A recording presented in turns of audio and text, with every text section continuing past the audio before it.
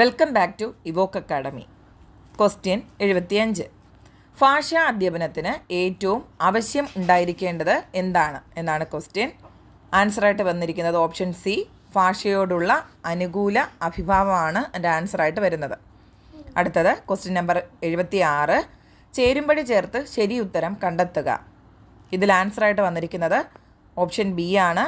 അതായത് ഒന്നാമത്തെ ഓപ്ഷനിൽ ചോദ്യാവലി എന്നുള്ളത് സർവേ പഠനത്തിന് അനുയോജ്യം.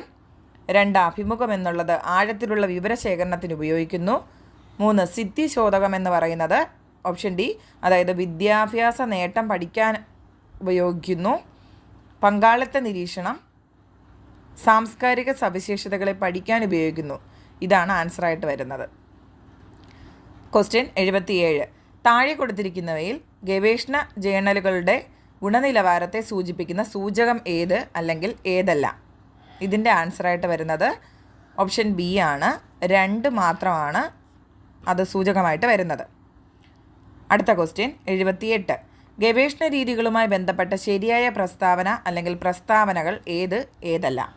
ഇതിൻ്റെ ആൻസറായിട്ട് വരുന്നത് ഓപ്ഷൻ സി ആണ്. 1, 2, 3 ആണ് അതിൻ്റെ ശരിയായിട്ടുള്ള പ്രസ്താവന എന്ന് പറയുന്നത്. 1 പറയുന്നത് ഗുണാത്മക രീതിയാണ് ജനസംസ്കാര പഠനങ്ങൾക്ക് അനുയോജ്യം. 2 കേസ് പഠനം ഒരു അനുദൈർഘ്യ രീതിയാണ്.